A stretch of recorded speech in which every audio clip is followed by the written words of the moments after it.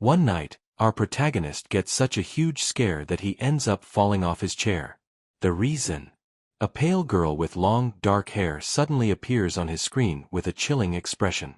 However, what truly confuses him is that she seems to be struggling with all her strength to get out of the screen, but she's stuck. The poor girl, with no other option, gives up and returns to her digital world, not before bursting into tears like a spoiled child, demanding that he buy a bigger screen. Far from being frightened, he finds the situation as absurd as it is adorable. Through her tears, she begins to vent to this man she has just met, telling him that the root of her frustration is her chest.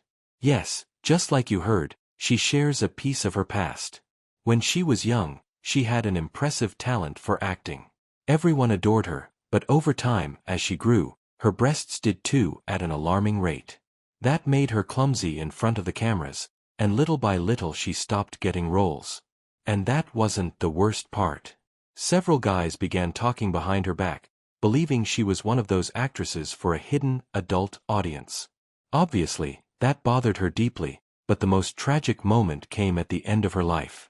While filming a low-budget parody, the weight of her chest caused her to lose her balance and fall into a well, and that was the end.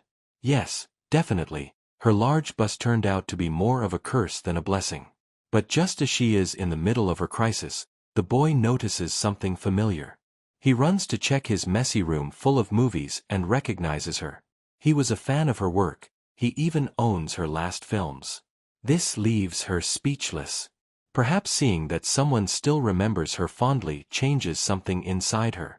And just when she seemed doomed to eternal resentment, maybe, just maybe, she was ready to find peace and ascend to heaven, although I think she got stuck in the screen again.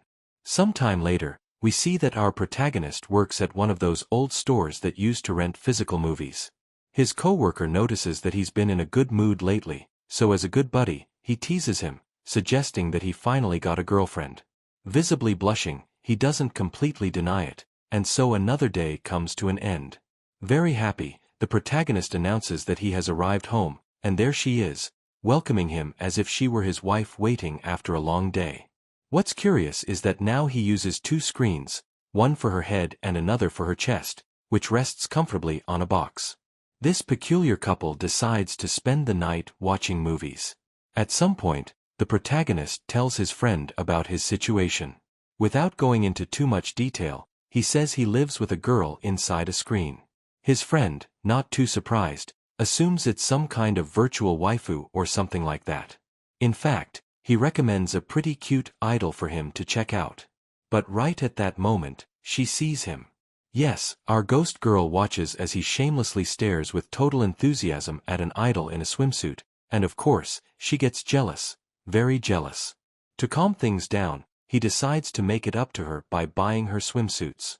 At first she gets excited, but when she sees how revealing one of the models is, she immediately blushes. However, her pride wins out.